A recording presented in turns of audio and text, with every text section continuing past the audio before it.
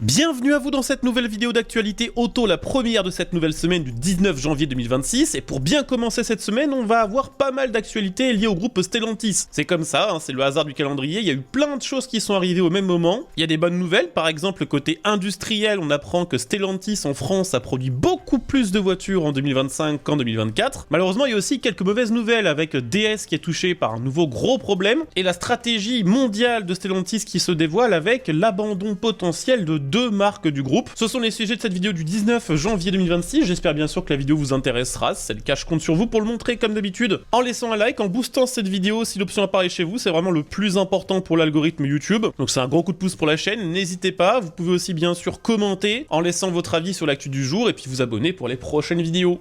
Je vous le disais, on va commencer cette vidéo avec une bonne nouvelle qui concerne le groupe Stellantis. C'est pas souvent que ça arrive, donc on en profite. En 2025, le groupe a enregistré une nette augmentation de sa production automobile en France. Avec 661 000 exemplaires fabriqués, c'est 100 000 de plus qu'en 2024. Une amélioration de la production en France qui est essentiellement due à deux modèles de chez Peugeot, deux SUV, le 3008 et le 5008, qui sont d'ailleurs tous les deux produits dans l'usine de Sochaux. Cette usine a fait d'ailleurs une des meilleures performances en France en 2035 avec une hausse de la production de 40%, passant de 150 000 exemplaires en 2024 à 220 000. Si vous voulez quelques détails en plus, quelques chiffres supplémentaires, sachez que le 3008 se vend majoritairement en version hybride léger 48 volts qui représente presque 80% des commandes, tandis que la version électrique fait partie de celles qui se vendent le moins avec seulement 16%. C'est pareil sur le site de Ordin dans le nord de France qui s'est lui spécialisé dans les utilitaires où la production a atteint plus de 150 000 unités contre 111 000 en 2024, là aussi 30% de hausse. Malheureusement, la production n'est pas au beau fixe dans toutes les usines françaises. À Mulhouse, par exemple, c'est 135 000 véhicules qui ont été produits au lieu de 150 000, avec une production planifiée pour 2026 encore plus basse qu'en 2025. Et surtout, il y a le site de Poissy qui n'a toujours pas de plan de production après la DS3 et la Opel Mokka, dont l'avenir après 2028 est toujours incertain. Malgré ce sursaut de la production en France en 2025, la tendance de long terme demeure quand même assez préoccupante pour le groupe. Faut savoir qu'en France, le groupe emploie 39 000 salariés contre 62 000 en 2019 et plus de 120 000 il y a 20 ans, quand à l'époque c'était encore PSA qui était séparé de FCA, et que en dézoomant et en prenant toutes les marques qui font ou qui faisaient fabriquer en France, on est passé de 3,66 millions de voitures produites en France en 2004 à 1,35 million en 2025, c'est moins de la moitié.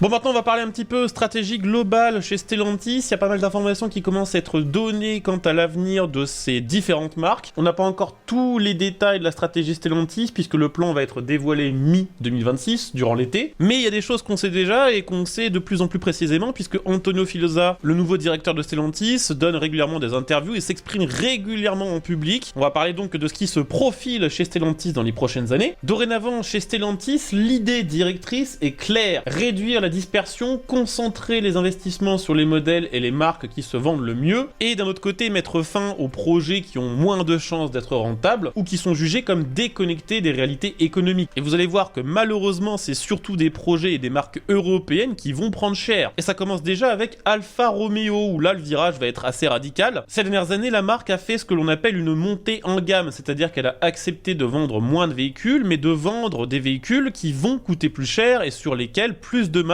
pourrait être réalisé. Ça a pas si mal marché. Le gros problème de cette stratégie, c'est que toutes les marques, y compris les autres marques du groupe, ont décidé de faire la même chose à peu près au même moment. Et Antonio Filosa, il aimerait bien arrêter et casser cette dynamique pour revenir à des volumes de vente supérieurs, raison pour laquelle plusieurs projets de la marque vont être abandonnés. Il y avait par exemple le projet E-Jet, c'était son nom de code, c'était une grande berline électrique premium voire luxe qui devait devenir le nouveau fleuron de la marque sur le segment E. Bah ce projet maintenant, il n'existe plus, il est abandonné. Antonio Filosa confirme par la même occasion que l'ambition d'arriver sur le marché du très haut de gamme avec Alfa Romeo était tout simplement mise de côté. À l'avenir, Alfa Romeo se recentrera sur un périmètre réduit avec deux modèles en particulier, la Giulia et le Stelvio, qui seront vraiment ses réels piliers. Il n'y a pas que chez Alfa qu'on va prendre cher, il y a chez Lancia aussi où la situation elle est encore plus compliquée puisque la future Delta, qui devait être le deuxième modèle après la Y qui a floppé, la nouvelle Y qui est une 208 déguisée se vend vraiment particulièrement mal. Lancia comptait sur le retour de la Delta d'ici 2025 2028, apparemment ça se fera pas, le projet serait abandonné, et d'après plusieurs sources concordantes, elle sera remplacée par un SUV compact, comme c'est original, n'est-ce pas, qui reposera sur la plateforme STLA Small, produit en Italie. Il y a de fortes chances pour que ce soit tout simplement une version déguisée du 2008 de chez Peugeot actuel. Chez Maserati, le flou pour l'instant domine encore. Apparemment, les projets de faire une nouvelle génération de quattroportées seraient compromis. La marque au Trident aurait apparemment préféré miser sur le successeur de son SUV, le Levante. Du côté de chez Fiat, pour terminer avec les marques italiennes, la future Giga Panda, qui s'annonce comme étant particulièrement laide, mais c'est un autre sujet, aurait déjà en interne perdu sa future version 7 places, et ça avant même son lancement. Ce sera donc juste une grosse Panda 5 places, et la marque globalement aurait reçu pour ordre de se rediriger et de se recentrer vers une gamme volontairement simplifiée, recentrée sur les modèles d'accès ou d'entrée de gamme si vous préférez.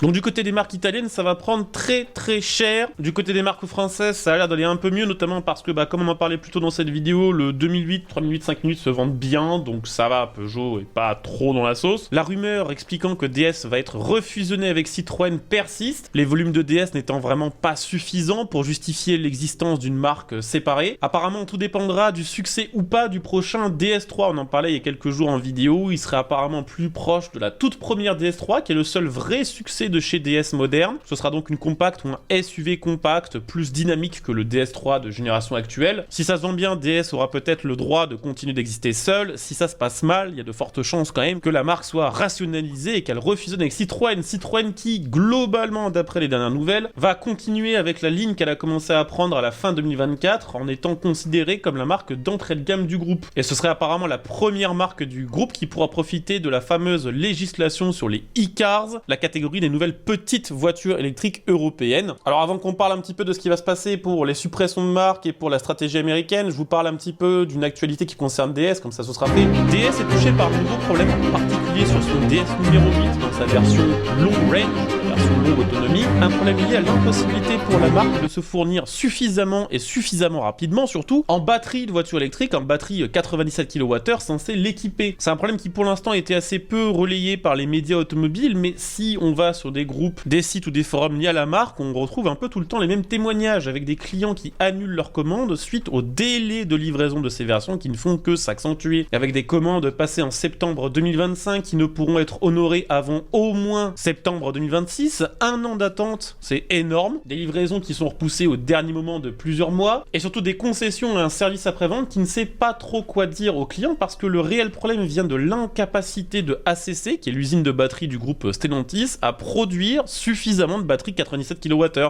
Ils en font, c'est pas ça le problème, mais il y aurait entre 25 et 30% des batteries fabriquées par ACC qui passeraient pas le contrôle qualité et qui partent directement à la poubelle. C'est un problème qu'on retrouve aussi sur certains autres modèles du groupe, comme par exemple le Peugeot 3008 ou 5008 en version longue autonomie, mais là disons que c'est un problème qui est particulièrement préoccupant parce que déjà DS, vous l'aurez compris, ils vendent pas beaucoup de voitures, la numéro 8 c'était censé être leur nouveau fleuron, déjà avec son prix elle limite un petit peu le nombre de clients qui peuvent se l'acheter, si en plus cela commence à annuler leurs commandes à cause de délais qui sont allongés en permanence, ça va être un sacré flop. Bon, maintenant qu'on a fait ce petit volet DS, je vais vous parler un petit peu de stratégie Stellantis. C'est sans grosse surprise qu'on apprend que Stellantis va surtout miser sur ses marques américaines. Il n'y a pas vraiment d'explication officielle sur ce point, mais c'est assez facile de comprendre les raisons qui font qu'un gros industriel, qu'un gros groupe comme Stellantis préfère investir aux États-Unis qu'en Europe. Ce que veut absolument faire Stellantis aux États-Unis, et c'est vraiment dommage qu'elle ne le fasse pas pour l'Europe, c'est vraiment fortement réduire le prix de ces voitures neuves à l'achat. Faut savoir qu'aux États-Unis comme en Europe, le prix moyen des voitures neuves a explosé, c'est 47 000 $ en moyenne en 2025, toutes marques confondues, et Stellantis veut clairement casser cette dynamique en proposant des modèles plus compacts, moins chers, dépourvus d'une partie des options et équipements pas toujours nécessaires qu'on trouve sur la plupart des voitures récentes, le but étant de proposer des modèles à moins de 30 000 $. Que ce soit en Europe ou aux États-Unis, mais surtout aux États-Unis, Stellantis veut absolument renouer avec les ventes de masse et renouer surtout avec la demande locale, raison pour laquelle, et on en parlait en vidéo il y a quelques jours, le groupe a décidé d'abandonner tout simplement ses motorisations hybrides rechargeables pour se recentrer sur le thermique. Dans ce contexte assez compliqué en Amérique du Nord, le groupe serait en train d'acter l'abandon sur ce marché de la marque Fiat et de la marque Alfa Romeo. Quand on voit les chiffres de vente de ces marques aux États-Unis, on comprend, Alfa Romeo, les ventes elles se sont effondrées de 36% en 2025 aux États-Unis avec seulement 5600 véhicules immatriculés, et du côté de chez Fiat c'est encore pire avec à peine 1300 ventes sur l'année, c'est c'est à peine plus de 100 par mois, c'est vraiment ridicule. Dans les deux cas, c'est assez facile à comprendre, hein, c'est tout simplement parce que aucun véhicule produit par ces marques ne correspond à ce que veulent les Américains. Il n'y a ni vraiment de gros pick-up à gros moteur, ni gros 4x4. C'est une marque qui s'est recentrée sur les SUV urbains et les petites voitures citadines low cost. Vous l'avez donc compris, ces deux marques sont sur le point d'être abandonnées aux États-Unis avec vraiment un point d'accentuation majeur qui sera porté sur Ram et sur Jeep. Avec tout ça, l'actualité Stellantis risque quand même d'être assez chargée en 2026, raison pour laquelle je vous conseille de vous abonner, de laisser un petit like à cette vidéo et bien sûr aussi, pourquoi pas, si vous voulez soutenir la chaîne un petit peu plus encore, de devenir un soutien via le bouton rejoindre sous cette vidéo. On se retrouve dès demain pour la prochaine vidéo d'actualité auto. Merci à vous d'avoir regardé ceci, ciao.